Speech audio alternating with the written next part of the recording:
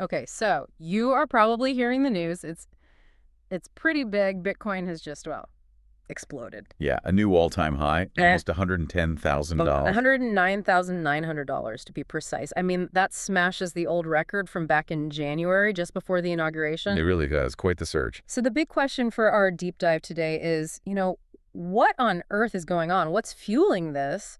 And what does it actually signify for digital assets? Right. What's the story behind the number? Exactly. Our mission here is to try and break that down. We've got some really interesting source material. There's a CNBC interview with David Saxs. He's the White House AI and Crypto Czar. Saw that one. Very insightful. And we also have an Investopedia piece that digs into why Bitcoin's been on this rocket ride lately. So let's get into it, maybe starting with what Saxs was saying. Okay. Well, one of the first things that jumps out from Saxs on CNBC is his take on the whole political and regulatory scene. He really highlighted the movement in the Senate on stablecoins. There's a bill to set up a regulatory framework, and he mentioned 15 Democrats voted to advance it. 15? Wow.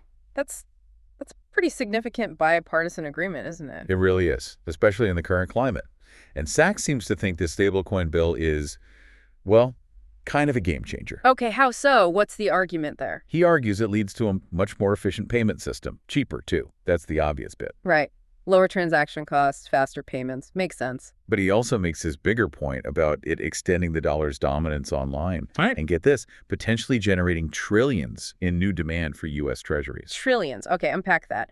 How does regulating stablecoins lead to massive treasury demand? Well, the thinking is, if you have clear rules and regulations for dollar-backed stablecoins, people globally will trust them and use them more. Okay. So more online transactions using these digital dollars means more actual U.S. dollars need to be held in reserve to back them.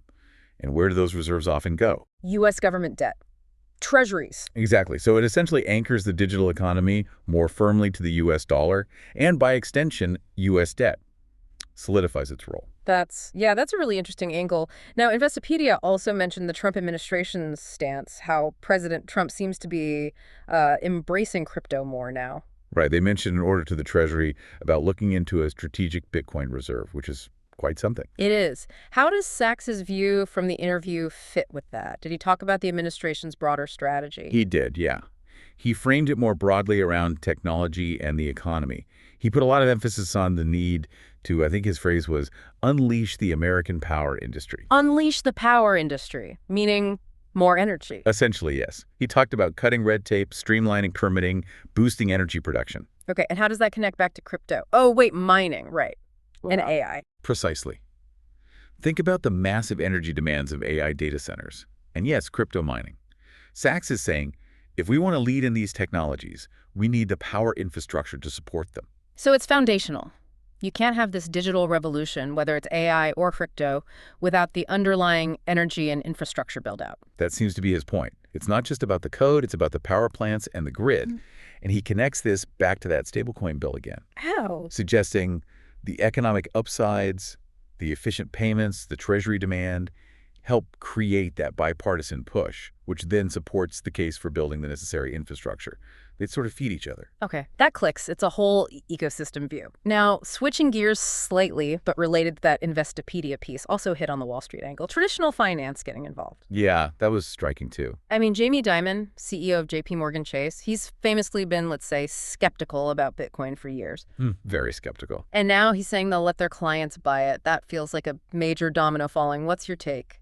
It's a huge indicator. Yeah. Diamond might still have his personal doubts, maybe. Yeah. But the client demand must be undeniable at this point. Right, they can't ignore it. And you've already got Morgan Stanley, BlackRock, other huge names in the space. JP Morgan probably doesn't want to get left behind. It just adds another layer of, mainstream validation for Bitcoin as an asset. And speaking of BlackRock, the inflows into these Bitcoin ETFs are just, well, staggering. Investopedia said the BlackRock iShares Bitcoin Trust saw $6.5 billion flow in. In the last month alone. Yeah, and that pushed it into the top 5 U.S. ETFs for inflows this year. Overall ETFs, not just crypto. That's enormous institutional and probably retail capital coming in through these regulated channels. It shows a real shift in comfort level. Definitely drives demand, but it also signals, like you said, this deeper integration into regular investment portfolios. Absolutely. Then there's this trend of Bitcoin treasuries, Yeah. companies holding Bitcoin on their balance sheet. Michael Saylor's strategy, MSTR, is the big one. They just keep buying. Yeah. Another $765 million purchase reported. Bringing their total stash to over $63 billion worth of Bitcoin. $63 billion. It's an incredible bet. And now there's a competitor emerging, right? 21? Yeah. Headed by the son of Trump's Commerce Secretary. Yeah, Brandon Letnick. So what does this corporate treasury trend tell us? Well, it shows a growing belief, at least among some executives, that Bitcoin can act as a serious long-term store of value, maybe an inflation hedge or a hedge against currency issues. So diversifying the corporate balance sheet into digital assets. Right. And having competitors pop up suggests it's maybe becoming a more recognized, if still bold, corporate strategy. Okay, let's loop back to Saxs for a moment. On that CNBC interview, he also talked about chip export controls to China.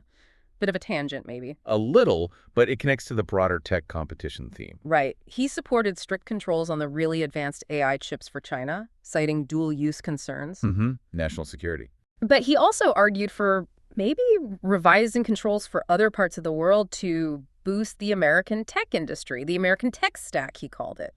How does that relate here? Well, it underscores this focus on strategic control over critical technologies.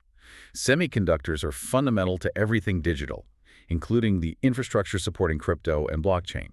So maintaining leadership in chips is seen as vital for overall U.S. tech dominance, which indirectly creates a better environment for innovations like crypto to flourish. That seems to be the idea. A strong domestic tech sector benefits everything built on top of it. And related to that infrastructure point again, he kept hammering home the need for more electricity, easier permitting, building data centers. Yeah, he really emphasized that. It's like a prerequisite for everything else, AI, crypto, the whole digital future. Without the power, without the physical infrastructure, growth hits a wall. Makes total sense. You can't run the digital world on hopes and dreams. These kilowatts. Right. Lastly, Saxs touched on partnerships, specifically with Middle Eastern countries for AI development. How did he frame that? He framed it strategically, partnering with these nations' resource-rich, big sovereign wealth funds as a way to keep them aligned with the U.S. tech ecosystem rather than, say, China's. Okay, so geopolitical tech alignment. Yeah, and potentially tapping into their capital for investment. It's about building alliances in this global tech race, which could have knock-on benefits for funding and stability across the tech landscape, potentially including digital assets. Interesting how he connects all those dots: regulation, energy, chips, geopolitics. It's a very interconnected view of national strategy in the digital age. So if we try and pull this all together, this Bitcoin surge seems like a perfect storm, really. Yeah, a confluence of factors, definitely. You've got growing adoption, both institutional and maybe wider retail through ETFs. Yeah. You've got real progress on the regulatory front, especially with stablecoins, which signals maybe more clarity is coming. That bipartisan momentum is key. And then you have this generally more positive or at least forward-looking vibe towards crypto from key figures in politics and finance here in the U.S. Absolutely.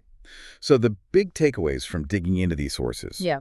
Obviously, the new record high price for Bitcoin. That's the headline. That's that one. But also the significant bipartisan movement on stablecoin regulation, promising potential clarity, and those huge ETF inflows just showing massive investor confidence right now. It's been really fascinating to unpack all this. With this level of acceptance growing, regulation potentially becoming clearer, and Wall Street getting deeper in, it really makes you wonder, right? What's next? Yeah.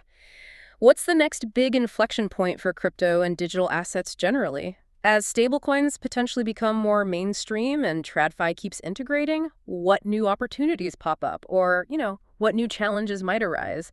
Definitely something for you, the listener, to think about.